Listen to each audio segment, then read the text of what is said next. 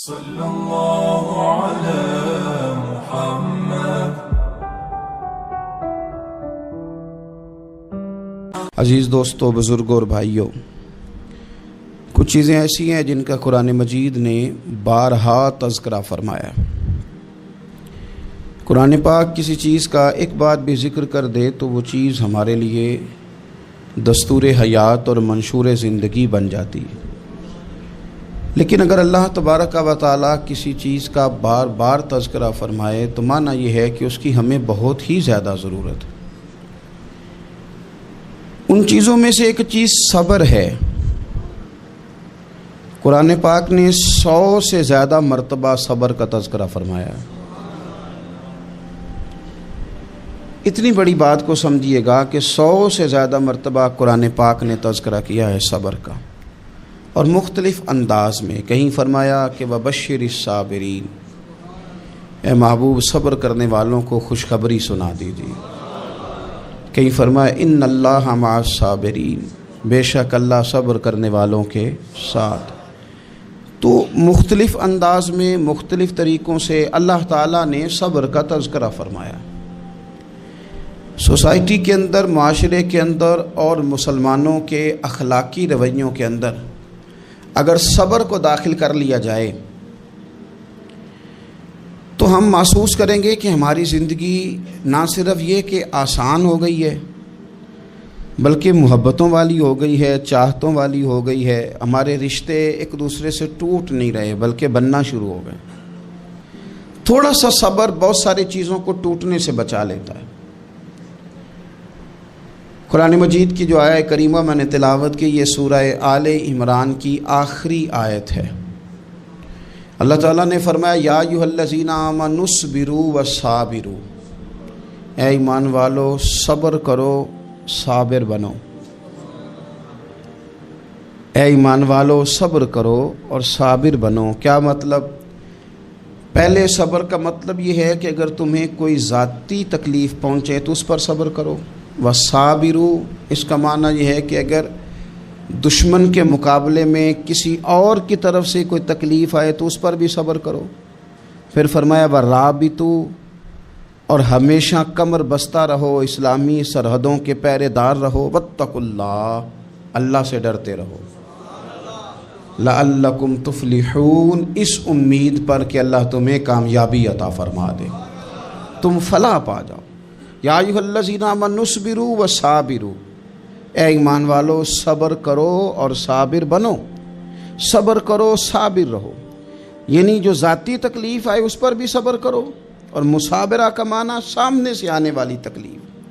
اگر بیماری آ گئی، کوئی پریشانی آ گئی، کہیں کوئی اپنا دنیا سے چلا گیا تو یہ ذاتی تکلیف ہے، اس پر بھی صبر کرنا۔ اور اگر اپنوں نے، بیگانوں نے کوئی تکلیف پہنچا دی، کوئی اذیت دے دی، وہ اذیت کئی صورتوں میں ہو سکتی ہے۔ تانا بھی ایک اذیت ہے، طنز بھی ایک اذیت ہے، کسی شخص کے بارے میں غلط کلمہ کہنا بھی ایک اذیت ہے، اور مقابلے میں کھڑے ہو جانا، لڑائی کرنا، یہ بھی ایک اذیت ہے۔ اس پر بھی صبر کرو۔ وَرَابِطُوا، اور اس طرح کرو کہ کمر بستہ رہو، جد و جہد کرتے رہو۔ وَاتَّقُوا اللَّهَ، اللہ سے ڈرو۔ لَعَلَّكُمْ تُفْلِحُونَ، تاکہ تم کامیاب ہو جاؤ۔ صبر جب آپ کرتے ہیں نا، اور صبر کا ارادہ کرتے ہیں، تو اللہ تعالیٰ صبر کی توفیق بھی عطا فرماتا ہے۔ ہم نے یہ دیکھا ہے کہ ہمارے پاس نعمتوں کی کمی نہیں، ہمارے فریزر خوراک سے بھرے ہوئے ہیں، ہمارے دسترخوانوں پہ انواع و اقسام کی چیزیں چنی ہوئی ہیں، ہماری الماریوں میں کئی ہمارے لباس تیار شدہ لٹکے ہوئے ہیں، ہماری جیبوں میں ہماری ضرورت کا سرمایہ اللہ نے ہمیں دے دیا ہے۔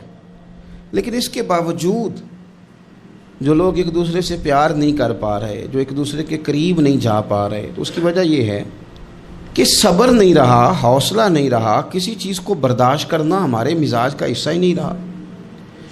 اور پھر چونکہ امت مسلمہ نے انقلاب برپا کرنا تھا، دنیا کو پیغام حق دینا تھا، اگر ان کے اندر حوصلہ ہی نہیں ہوگا، اگر انہیں صبر ہی نہیں کرنا آئے گا، استقامت ہی نہیں ہوگی، کہیں رکنا ہی نہیں آئے گا، تو یہ میدانوں کو سر کیسے کریں گے؟ کامیابیاں کیسے ان کا مقدر بنے گی؟ رمضان المبارک میں بھی ماحول یہ ہو کہ افطاری سے 1 گھنٹہ پہلے نظر پوری ٹک جائے گھڑی پہ، اور تھوڑا سا بھی صبر مشکل ہو۔ اور رمضان المبارک میں سحری کے وقت میں اگر دہی والی دکان پہ بھی جھگڑا ہی ہو رہا ہو، اور شام کو سامان خریدنے میں بھی اگر بحث ہی ہو رہی ہو، تکرار ہو، جھگڑا ہو، تو پھر سیکھا کیا؟ پھر وہ جو ہمیں تربیت دی جا رہی تھی کہ ہم نے صبر کرنا ہے، تو پھر ہم نے اس میں حاصل کیا کیا؟ حدیث پاک سنیں گے، آپ کی طبیعت بڑی ٹھنڈی ہوگی۔ میرے نبی پاک صلی اللہ تعالیٰ علیہ وسلم نے ارشاد فرماتے ہیں کہ جو بندہ سوال سے بچنا چاہے گا، ارادہ کرے گا اللہ میں نے کسی سے نہیں مانگنا، فرمایا جو سوال سے بچنا چاہے گا رب اسے سوال سے بچا لے گا۔ اور جو لوگوں سے بے نیاز ہونا چاہے گا، کہے گا یا اللہ مجھے دنیا داروں کا محتاج نہ بناؤ، اپنی بارگاہ سے عطا فرما۔ جو لوگوں سے بے نیاز ہونا چاہے گا اللہ لوگوں سے بے نیاز کر دے گا۔ اور فرمایا جو صبر کا ارادہ کرے گا اللہ اسے صبر کی توفیق بھی عطا فرما دے گا۔ ارادہ تو کرے، پروگرام تو بنائے، توفیق تو اللہ دے گا۔ جو صبر کا ارادہ کرے گا اللہ صبر کی توفیق بھی عطا کر دے گا۔ اور حضور صلی اللہ تعالیٰ علیہ وسلم فرمانے لگے، یاد رکھو کسی بندے کو جو بہترین تحفہ دیا گیا ہے نا، اگر کسی کو کوئی بہترین عطیہ ملا ہے تو پھر اللہ تعالیٰ نے اسے صبر عطا فرمایا ہے۔ یہ بہترین تحفہ ہے، اس سے زندگی سنور جاتی ہے، اس سے انسان باوقار اور مطمئن ہو جاتا ہے، اس سے اس کے شب و روز آسانی سے بیتتے ہیں، وہ دنیا کی پک ڈنڈیوں سے آسانی سے گزر کے اللہ کی بارگاہ عالی مرتبت میں سرخرو ہو کر حاضر ہو جاتا ہے۔ لیکن اگر بے حوصلہ ہو، صبر نہ ہو، پھر نقصان روز بروز بڑھتا ہے۔ اور پھر میرے رسول پاک صلی اللہ تعالیٰ علیہ وسلم ارشاد فرماتے ہیں کہ اصل بات یہ ہے کہ اللہ تعالیٰ نہ کسی بندے کا درجہ بلند کرنے کا ارادہ فرماتا ہے، لیکن اس کے اعمال اس طرح کے نہیں ہوتے کہ اس کا درجہ بلند کیا جائے۔ اب رب کیا کرتا ہے؟ اللہ تعالیٰ اس کو مال کی، جان کی، اولاد کی کسی مشکل میں ڈال دیتا ہے۔ اس مصیبت پر وہ بندہ صبر کرتا ہے تو اللہ تعالیٰ اس کا درجہ بلند فرما دیتا ہے۔ اعمال اس قابل نہیں تھے کہ درجات بلند ہوں، وہ اعمال کی بنیاد پر نہیں کر سکتا تھا تو اللہ نے کسی مشکل میں ڈال کے نہ اپنے فضل سے درجہ بلند کر دیا۔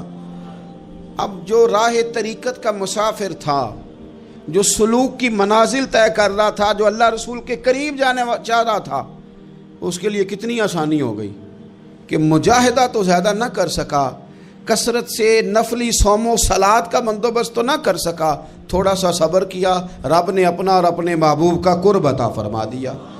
تو یہ تو آپ صبر کرنے کے لیے جب نکلے ہیں تو آپ نے تو رب رسول کو پا لیا۔ یہ صبر تو وہ والا سفر ہے جس کی جو منزل ہے وہ اللہ رسول کا قرب ہے۔ ہم لوگ تھوڑی تھوڑی باتوں میں حوصلہ ہار جاتے ہیں، صبر چھوڑ جاتے ہیں، پریشانی بڑھ جاتی ہے، پتہ نہیں ایسے محسوس ہوتا ہے کہ جیسے یہی بندہ دنیا کا سب سے دکھی بندہ ہے۔ تو ایک تو یہ کہ ذاتی حیثیت سے صبر کرے، ایک یہ کہ پھر دشمن کا جب مقابلہ ہو، آمن نصبرو و صابرو، آپ کا جب مقابلہ سامنے کسی کے ساتھ ہو تو پھر تیر، تلواریں، اسلحہ، بندوقیں یہ نہیں زیادہ لڑتی، میدانوں میں حوصلے لڑتے ہیں، میدانوں میں صبر لڑتا ہے، میدانوں کے اندر توانائیاں لڑتی ہیں۔ میدان کربلا کے اندر کوئی مقابلہ نہیں تھا تیر کا تیر کے ساتھ، تلوار کا تلوار کے ساتھ کوئی مقابلہ نہیں تھا۔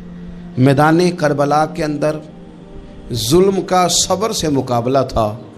فتح کے ڈنکے یزید نے بجائے تھے، جشن ابن زیاد نے منایا تھا، لیکن قیامت تک اللہ نے جو فتح عطا فرمائی ہے تو وہ حسین ابن علی کے صبر کو عطا فرمائی،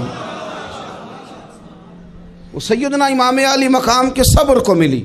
عزیز بھائی، صبر ہی ہمیشہ فاتح ہوتا ہے، صبر ہی جیتا کرتا ہے، صبر ہی کامیابیاں دیتا ہے، نتیجے صبر کے نکلتے ہیں، صبر کے حوصلے کے نتیجے ہوتے ہیں۔ ہماری جلد بازی ہمیں شکست خوردہ کر دے گی، ہمارا حوصلہ نہ ہونا ہمیں ہرا دے گا، ہم کمزور پڑ جائیں گے اگر ہم بے حوصلہ ہو جائیں گے۔ سنو، میرے نبی پاک علیہ السلام نے تربیت کی، حضور اپنی امت کو درس دیتے ہیں. حضور فرماتے ہیں پہلے تو کوشش ہی نہ کرو کہ تمہاری دشمن سے لڑائی ہو، اس چکر میں ہی نہ پڑو کہ لڑائی ہو. مسلمان امن والے ہیں، یہ پرامن لوگ ہیں، یہ امن پسند ہیں، یہ داعی امن ہیں، یہ معاشرے میں مومن ہونا امن کی علامت ہے. فرمایا پہلے تو یہ پروگرام ہی نہ بناؤ کہ تمہاری لڑائی ہو، اور فرمایا پھر اگر ہو جائے نا تو پھر صبر کے ساتھ مقابلہ کرو، پھر ڈٹ کے مقابلہ کرو، اور پھر یاد رکھو کہ یہ جو جنت ہے یہ تلواروں کے سائے میں ہے. جنت تلواروں کے سائے میں تمہیں ملے گی. پھر ڈٹنا سیکھو. پہلے تو بات یہ کہ تم یہ ارادہ ہی نہ کرو لڑائی، اور اگر کبھی ہو جائے وہ لوگوں کو بتاؤ کہ ہیں ہم پرامن لوگ، پر دین کے لیے کھڑا ہونا ہو تو پھر ہم سے زیادہ کسی کو کھڑا بھی نہیں ہونا آتا، پھر ہم سے زیادہ کسی کے پاس طاقت بھی نہیں.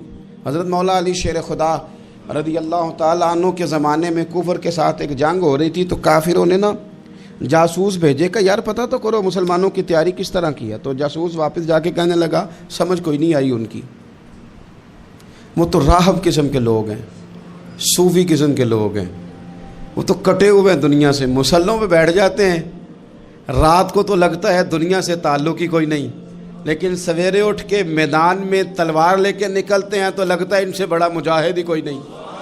یہ عجیب لوگ ہیں کہ رات کو مسلح پہ بیٹھے ہیں تو لگتا ہے کٹ گئے دنیا. یہ صوفی لوگ ہیں، درویش ہیں.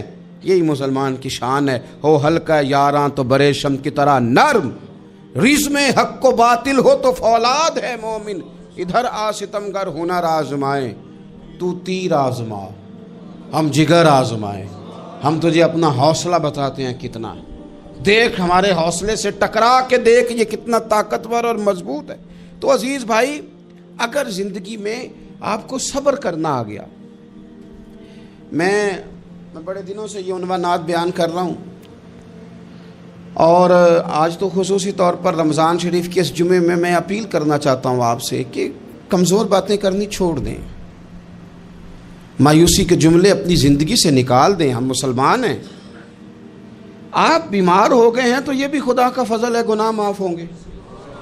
اگر اللہ تعالیٰ نے فقیر بنا دیا، غریبی آ گئی ہے تو یہ بھی فضل ہے، امیروں سے پہلے جنت میں جائیں گے.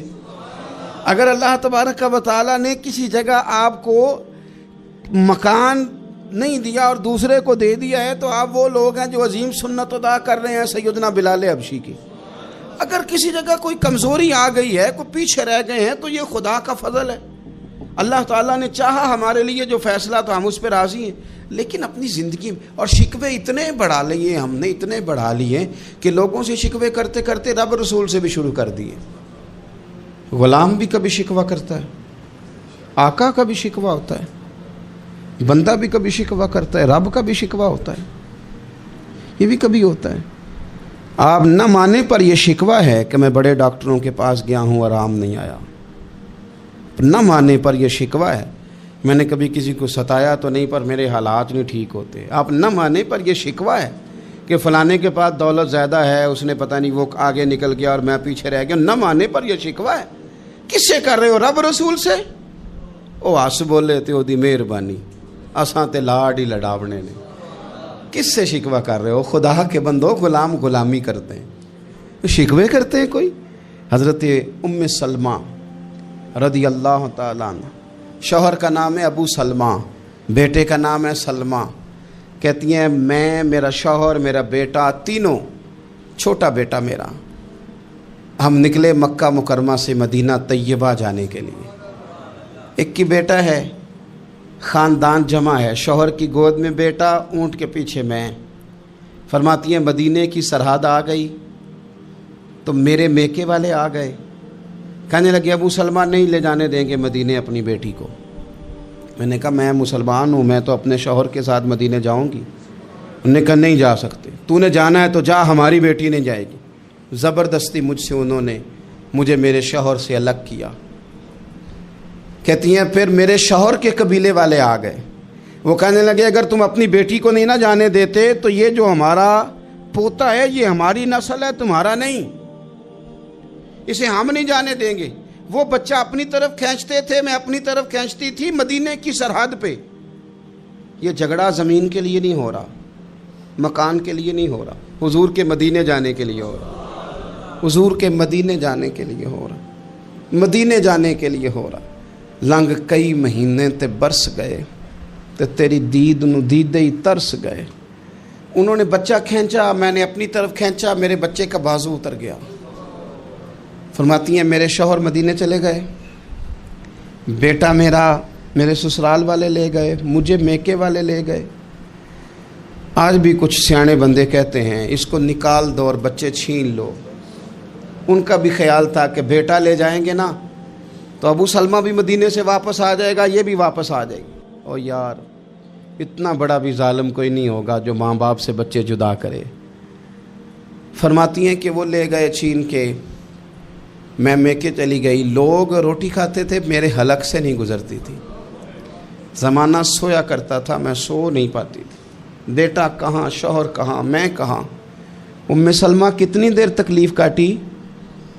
جناب ام سلمہ کہنے لگی لوگوں 1-2 دن نہیں، پورا سال بیت گیا، پورا سال، پر جے سونا ہی میرے دکھ وچ راضی، جے سونا ہی مارو مارو مینو مار مکاؤ، میں کوئی عذر نہ پیش لے آواں، او جے سونا ہی میرے دکھ وچ راضی، پھر سکھ نو چلے ڈاواں۔ فرمایا سال بیت گیا، لوگ صبح اٹھ کے کام کاج پہ لگ جاتے، کپڑے بدلتے، ڈیوٹیاں کرتے، اور میں سویرے اٹھ کے اس جگہ آ جاتی جہاں میرا شوہر اور میرا بیٹا بچھڑا تھا۔ میں سارا دن روتی، آہوزاری کرتی، حضور کے مدینے کی طرف منہ کر کے میں تڑپتی۔ سال بیت گیا، سال، ایک ہفتہ نہیں نکلتا بچوں کے بغیر۔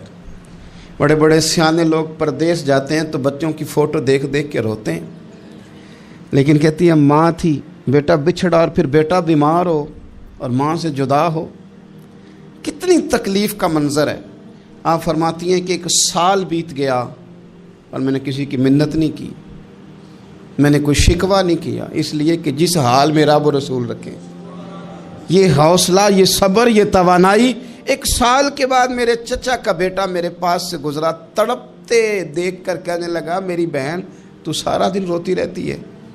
تو میں نے کہا بھائی تمہیں کیا بتاؤں، اس کا شوہر چلا جائے، بیٹا جدا ہو جائے، وہ کیا کرے گی؟ فرماتے اس نے جا کے میرے باپ سے، اپنے والد سے، میرے خاندان والوں سے کہا اس کی سزا کب ختم ہوگی؟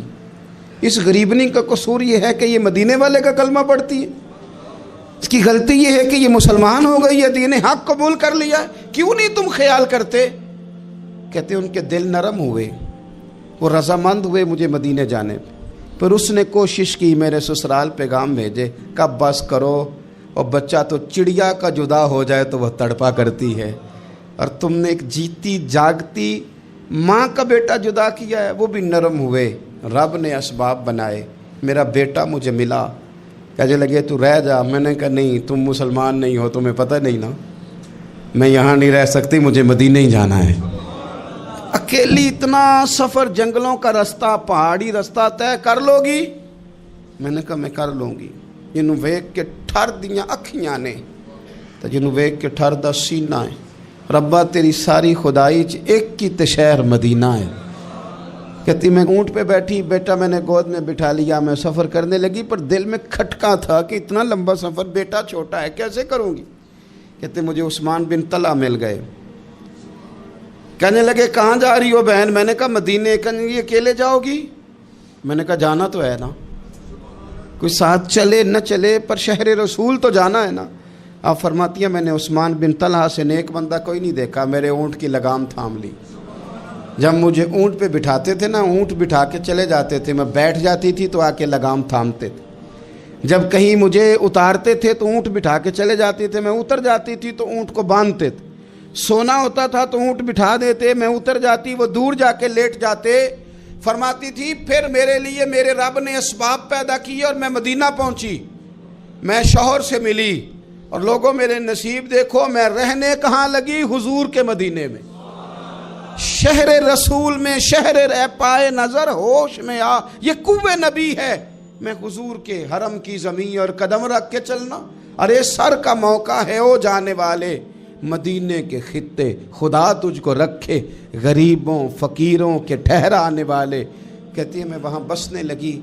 آپ فرماتی ہیں مسلمانوں شاید مجھ سے زیادہ تکلیف کسی نے نہ سہی ہو، پر دیکھو 1 سال پورا میں تکلیف میں رہی، اور جب میرا صبر سال کو پہنچا، صبر کی عمر 1 سال ہوئی، تو پھر رب نے بندوبست کیا، پھر میرے گھر والے بھی نرم ہو گئے، سسرال والے بھی نرم ہو گئے، رب نے میرے آنے جانے کے لیے ایک بندے کا بندوبست بھی فرما دیا، پھر میرا شوہر تک بھی میں پہنچ گئی، مجھے مدینہ الرسول بھی نصیب ہوا۔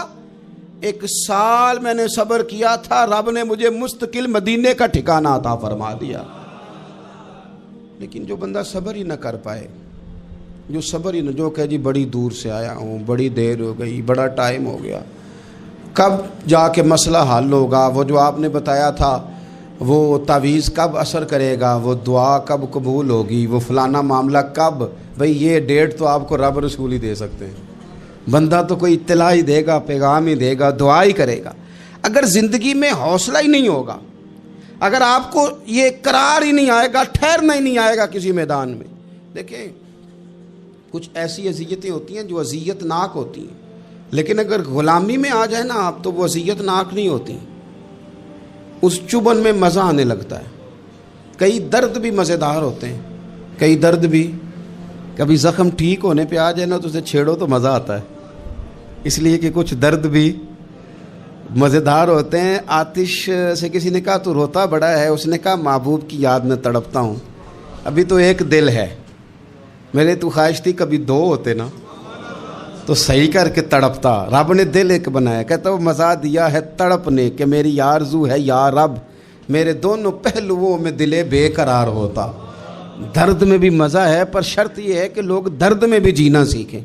ہم نہ آرام میں جینا چاہتے ہیں، پنکھے کے نیچے جینا چاہتے ہیں، کاش کہ ہمیں صحرا میں بھی نیند کا مزہ لینے کا طریقہ آئے، پھر زندگی کے سارے راستے آسان ہیں، پھر اقرا بھی مشکل نہیں۔ لیکن چونکہ حوصلہ نہیں، صبر نہیں، وہ والا قرار نہیں جو ایک مسلمان سے رب رسول کا مطالبہ ہے۔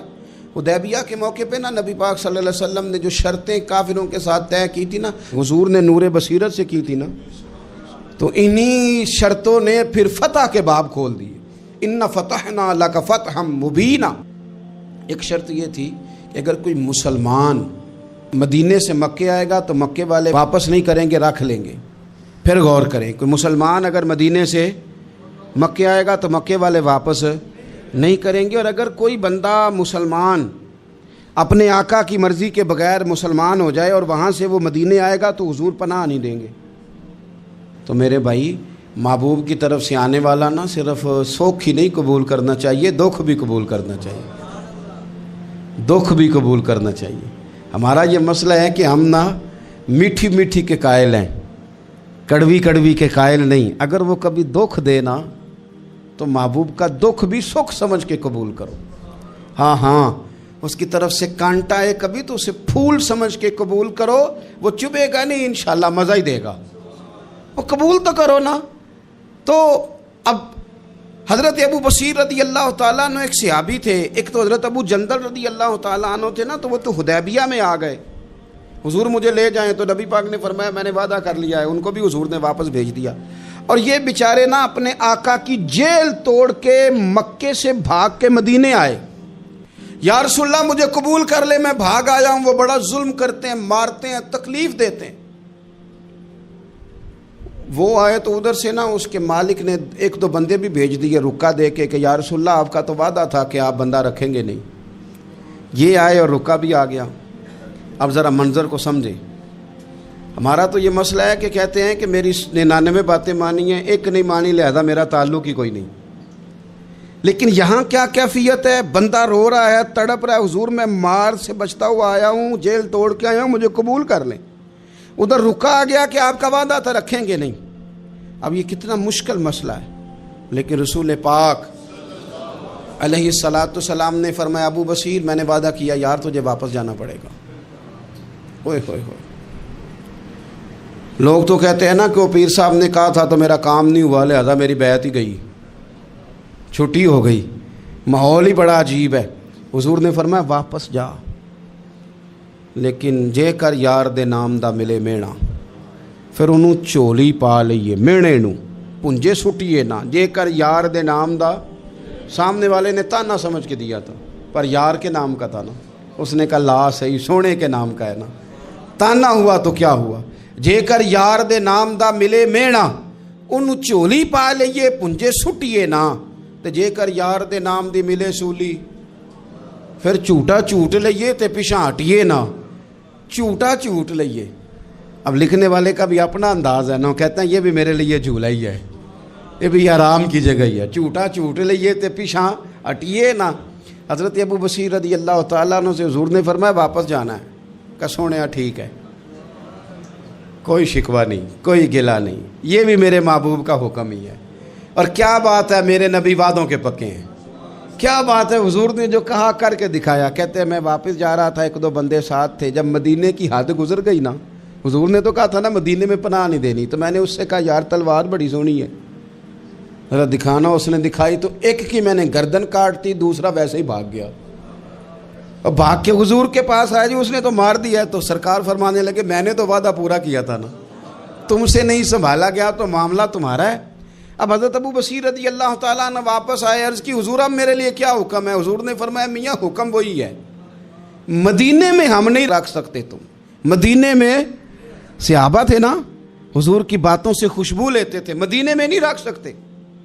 حضرت ابو بصیر کہتے ہیں میں مدینے کی سرحد سے نکل گیا، اس جگہ چلا گیا جو نہ مکے کی ریاست میں تھا نہ مدینے کی. ایک مقام ایس تھا جہاں میٹھے پانی کے کنویں تھے، وہاں رہنے لگا. حضرت ابو جندل کو پتہ چلا کہ ایک نیا ٹھکانہ بن گیا، وہ بھی جیل توڑ کے آ گئے. 70 بندے آ گئے. وہاں سے قافلے گزرتے تھے کافروں کے، یہ بھی مسلمانوں کو تنگ کرتے تھے. اگر مکے سے کوئی قافلہ گزرتا تھا تو ہم نے بھی ان کو پکڑا. کافر کا مال مال غنیمت اسباب بن گیا. اور وہ جب قافلہ لے کے آتے تھے تو ڈرے ہوتے تھے، اور ان کو تو ستایا تھا نا. کہتے ہیں ہمیں ستایا بڑا تھا، ہم تو انقلابی بن گئے تھے. ہم تو رکھ لیتے نا، بڑی منت کرتے، بڑی جان مشکل سے چھڑاتے. 70 بندے ہو گئے، پھر 300 ہو گئے. تب وہ بصیر کہتے ہیں دنیا مدینے جاتی تھی لیکن ہم تڑپتے تھے، ہم تڑپتے تھے. روت لنگ گئی ہے پھر باہر آندی تے اج چٹھیاں مدینے آئیاں نہیں. ہم تڑپتے تھے کہ یار کوئی موقع ملے. روز رات کو روتے تڑپتے. 300 انقلابیوں کا جتھا صبر سے بیٹھا ہے مدینے کی سرحد پہ، اندر آنے کی اجازت نہیں، پر غلامی میں روز اضافہ ہو رہا. صبر دیکھو، غلامی میں روز اضافہ ہوتا ہے. تنگ آ گئے کافر. پہلے بڑی ڈینگیں مارتے تھے کہ دیکھو ہم نے کیسی شرط منوائی ہے، کیسی شرط منوائی ہے کہ ان کا بندہ آئے گا تو ہم واپس نہیں کریں گے، ہمارا جائے گا تو انہیں کرنا پڑے گا. پھر اتنے تنگ آئے کہ خود آ کے کہنے لگے حضور مہربانی کریں، یہ شرط تو ختم کرے نا، اور ان 300 کو تو مدینے بلائیں، مہربانی فرمائیں. حضور بڑے خوش ہوئے. آج غلاموں کے نام پیغام لکھا، غلاموں کے نام پیغام لکھا. چٹھی لکھی حضور نے. چٹھی کس چیز کی لکھی؟ آ جاؤ یار مدینے آ جاؤ. چٹھی آئی مدینے آنے کے لیے. حضرت ابو بصیر کے نام چٹھی گئی، آ جا یار مدینے، آ جا تیرے نام پیغام سب لائی ہے سرکار نبی سے، اور آیا ہے بلاوا مجھے دربار نبی سے. پیغام آیا. حضرت ابو بصیر اتنے بیمار تھے کہ نزع کا عالم تھا، لیکن اس عالم میں بھی انتظار تھا. اس آخری ویلے اکھیاں میریاں رات تکنائے تیرا، تیرا تے سجنا کچھ بھی نہیں جانا. جے پا جاویں ایک پھیرا تے سر میرے تے آن کھلوویں تے پھر پردہ رہ جائی میرا. سوکھا نکلے صاحب ظہوری جے ویخ لوے مکھ تیرا. حضرت ابو بصیر کو نا وہ رکا گیا. حضور کی چٹھی گئی تو یوں چٹھی پڑھی. حضور نے فرمایا آ جا نا، رستہ کھل گیا ہے، تو آ جا. کھل گیا رستہ. دعا فرماؤ مدینے کے رستے کھل جائیں. کرو نا یار دعا مدینے کے رستے کھل جائیں. کچھ ایسے ہیں جنہوں نے سارے دکھ سنانا ہی مدینے جا کے ہوتے. کچھ لوگ ایسے ہیں جن کے دل اور کلیجے پھٹنے کو آ گئے. دعا کرو رستے کھل جائیں. حضور نے فرمایا آ جا تیرا راہ کھل گیا. حضرت ابو جندل کہتے ہیں میں سرانے کھڑا تھا، حضرت ابو بصیر کے خط پڑھا، مسکرائے، اشارے سے کہنے لگے دیکھ میرے نبی کا خط ہے، حضور کی چٹھی میرے نام آئی ہے، پڑھنا. کہ میں نے بھی پڑھی. پہلے روئے، پھر کلمہ پڑھا، پھر میرا ہاتھ تھاما، روح ہی پرواز کر گئی. ہمیشہ کے لیے، ہمیشہ کے لیے۔ وہ ظاہری جسم کے ساتھ تو مدینے نہ پہنچے، پر قبر میں گئے تو مدینے والے کی زیارت نصیب ہو، قبر میں حضور کی زیارت نصیب ہو گئی۔ قبر میں حضرت ابو جندل کہتا ہے میں نے جنازہ پڑھا اور اسی مقام پہ جہاں انہوں نے انتظار کیا تھا نا، وہ مقام میں انتظار ان کا مزار بنا، مزار کے ساتھ مسجد بنی، مسجد کا نام مسجد ابو بصیر رکھا گیا۔ انہوں نے اس انتظار میں جان دے دی، پر صبر کیا، شکوہ نہیں کیا۔ یارو اتنی شکایتیں، اتنی شکایتیں، اتنے شکوے۔ ایک بات میرا اور کرنے کو دل کر رہا ہے۔ ایک صحابی تھے حضرت عاصم بن ثابت رضی اللہ تعالیٰ عنہ، جنگ احد میں نا حضور کے ہاتھ پہ موت کی بیعت کی، جنگ احد میں بیعت کی، سونیا تیرے نام پہ مرنا، ڈٹ کے لڑے۔ سلافہ بن سعد کے 2 بیٹے بدر میں قتل کیے انہوں نے۔ اس نے قسم کھائی کہ معاذ اللہ میں ان کا سر منگا کے تو ان کی کھوپڑی میں شراب پیوں گی۔ سلافہ بن سعد نے یہ قسم کھائی کہ میرے 2 بیٹے قتل کیے ہیں، میں ان کی کھوپڑی میں شراب پیوں گی معاذ اللہ۔ ایک قبیلہ غزیل تھا، انہوں نے احد کے بعد حضور سے کہا کچھ قاری ہمیں دے دیں، ہم نے قرآن سیکھنا ہے۔ تو نبی پاک نے کچھ بندے بھیجے، تو عاصم بن ثابت کو بھی بھیجا، لیکن انہوں نے دھوکہ کیا، وہاں جا کے ان کو گرفتار کر لیا۔ جب گرفتار کر کے مکے والوں کے ہاتھ بیچنے لگے تو حضرت عاصم بن ثابت نے تلوار نکال لی، فرمانے لگے میں کافر کا قیدی ہو کے جینے سے بہتر ہے شہادت کی موت مر جاؤں۔ کافروں کا قیدی لڑے اور فرمانے لگے میرے کمان میں تیر باقی ہے، میں لڑوں گا اور اتنا لڑوں گا کہ تمہیں پتہ چلے گا مجھے لڑنا آتا ہے۔ اور فرمایا میں صبر کروں گا اور صبر کر کے دکھاؤں گا، میں ڈٹوں گا اور تمہیں ڈٹ کے۔ اکیلا بندہ میدان میں ڈٹ گیا، اکیلا۔ جب تیر ختم ہو گئے تو پھر نیزہ نکال لیا۔ یہ بات آپ کو اس لیے سمجھا رہا ہوں کہ کچھ لوگ کہتے ہیں جی میں اکیلا کیا کروں، تو یہ آخر میں یاد رکھیں کہ صبر آپ نے کرنا ہے چاہے اکیلے بھی رہ جائیں، حوصلہ کرنا ہے چاہے اکیلے بھی رہ جائیں۔ اکیلے لڑے، تیر ختم ہو گئے تو نیزہ نکال لیا، خوب لڑے۔ اب اس نے قسم کھائی تھی کہ میں نے ان کی کھوپڑی پہ معاذ اللہ کھوپڑی منگانی ہے، سار منگانا ہے، اور یہ جو لے جا رہے تھے دھوکے کے ساتھ یہ بھی بیچنے لے جا رہے تھے۔